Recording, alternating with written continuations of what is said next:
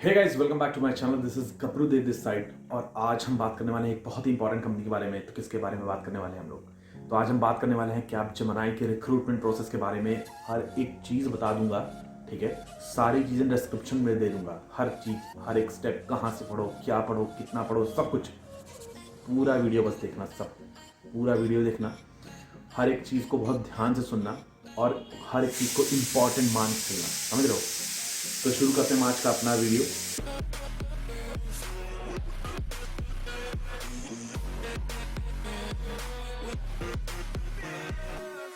तो कैपजेमिनी जो है एक बहुत ही मानी जानी काफ़ी अच्छी कंपनी है, काफ़ी बड़ी कंपनी है। इसके बहुत ढेर सारे ब्रांचेस हैं अलग अलग जगह पे, बैंगलोर में, हैदराबाद, बहुत सारे जगह पे, पुणे, हर जगह पे इसके मैक्सिमम जगह पे इसके खुद के अपने बिल्डिंग्स हैं। और बहुत ही अच्छा, मतलब यहाँ पे आपको सीखने के लिए कई चीज़ें मिलेंगी, नई नई चीज़ें, नए नए प्रोजेक्ट्स पे काम करने का मौका मिलेगा। काफ़ी अच्छा ग्रोथ आप कर सकते हैं यहाँ से, ठीक है।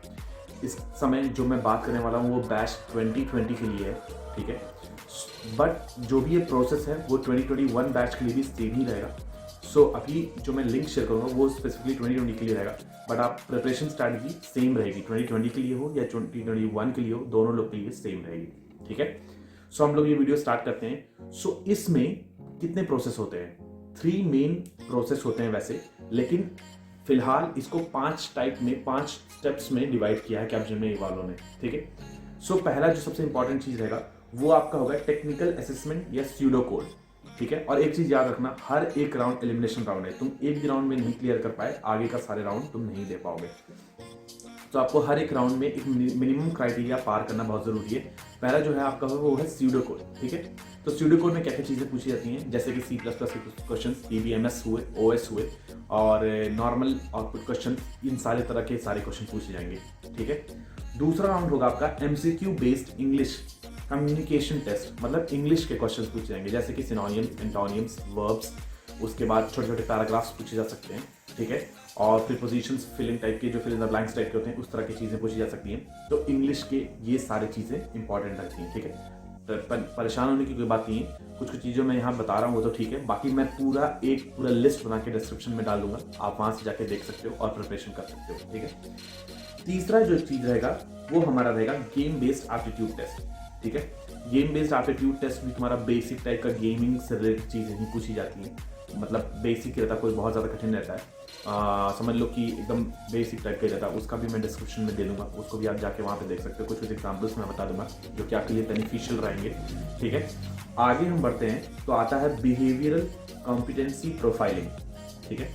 अब इसमें क्या होता है, इसमें मतलब एक तरह से यस नो टाइप का ही रहता है कि हाँ आप इस चीज़ को मानते हो, आप इस चीज़ को नहीं मानते हो।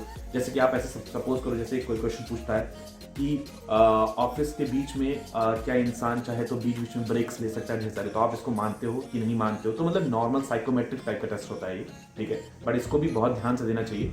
आपको जो लगता है दिल से उसी चीज़ को आप बताइए, अपनी तरफ से जो भी आंसर बताना बताइए, ठीक है। तो काफ़ी ढेर सारे क्वेश्चन होते हैं, इसमें भी बिहेवियरल टेस्ट होता है ये। और लास्ट जो होता है राउंड वो होता है टेक्निकल और HR राउंड का, ठीक है। अब देखो टेक्निकल और HR राउंड में क्या क्या चीज़ें आ सकती हैं। देखो बात क्या है, टेक्निकल और HR राउंड का ऐसा कोई फिक्स स्ट्रैटेजी नहीं रहता है, लेकिन मैं फिर भी जो मैंने या फिर जो भी मेरे दोस्तों ने, जो भी मैंने मतलब रिसोर्सेज कलेक्ट किए हैं, उसके थ्रू मैं बताता हूँ कि टेक्निकल और HR राउंड में क्या होता है। सो टेक्निकल राउंड को प्रिपेयर करने के लिए सबसे पहले जो तुमको चीज़ों को ध्यान देना पड़ेगा वो है कि तुम्हारा कोडिंग जो है वो अच्छा होना चाहिए, ठीक है। दूसरा चीज़ जो तुमको ध्यान देना है वो तुम्हारा प्रोजेक्ट एक अच्छा होना चाहिए, नए टेक्नोलॉजी के बारे में अच्छा खासा तुमको नॉलेज होना चाहिए, ठीक है। तो ये 3 चीज़ें जो है वो बहुत इंपॉर्टेंट है। अब इसका लेवल डिफर करेगा, इसका जो लेवल रहेगा वो किस तरीके से डिफर करेगा, जो इसका लेवल रहेगा वो इस तरीके से डिफर करेगा कि जो तुम्हारा, अगर तुम जैसे इसमें 2 पैकेजेस पे आती हैं कंपनियां, या तो 3.5 या 4.5 के अराउंड पे, और या फिर 6.5 पे। तो अगर तुम्हारा पैकेज जो है वो मतलब 4 के अराउंड अगर है तो तुमसे उतना ज़्यादा कठिन चीज़ें नहीं पूछी जाएंगी। लेकिन अगर तुम्हारा पैकेज 6.5 के है तो हो सकता है तुमसे ज़्यादा कठिन चीज़ें पूछी जाएं। और साथ ही साथ में 6.5 के लिए एक बीच में कोडिंग राउंड भी होता है, तो उसमें 2 क्वेश्चन पूछे जाते हैं, आपको दोनों के दोनों क्वेश्चन करने हैं, तभी आप 6.5 के लिए एलिजिबल होते हो, ठीक है।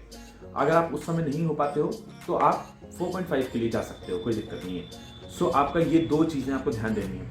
तो कोडिंग आपको अच्छे से प्रैक्टिस कर लेना है। दूसरा चीज़ आपको क्या ध्यान देना है कि आपका एक अच्छा प्रोजेक्ट बनाओ। जैसे आप जिस भी ब्रांच में हो, कोशिश करो कि अगर CSIT का कोई एक प्रोजेक्ट बना लो, जैसे एक वेब डेवलपमेंट का कोई एक प्रोजेक्ट, या एंड्रॉयड का एक प्रोजेक्ट, या ML का, या AI का, या डेटा एनालिटिक्स का, इस तरह का कोई भी ऐप वगैरह, कोई भी अच्छा खासा एक प्रोजेक्ट है, उसका एक ब्रीफिंग लेके आओ, समझ के आओ कि क्या उसका फ्लो है, हर चीज़ क्या क्या टेक्नोलॉजी यूज़ हुई है, हर एक चीज़ की जानकारी अच्छे से ग्राफ करके रखना।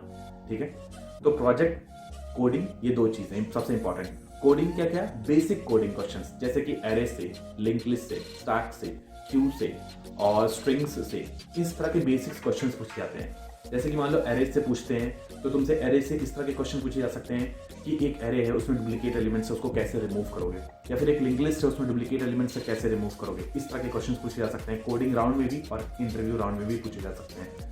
ठीक है, वही अगर तुम आते हो प्रोजेक्ट बेस में, तो तुमसे पूछा जा सकता है कि तुमने इस प्रोजेक्ट में किस पार्ट पे काम किया है सबसे ज़्यादा, तुम्हारा इस प्रोजेक्ट में तुम्हारा रोल क्या था, इस प्रोजेक्ट के मतलब पूरे फ्लो में कोई ऐसा कभी इशू आया जिसको तुमने कैसे सॉल्व किया, इसको बारे में बताओ।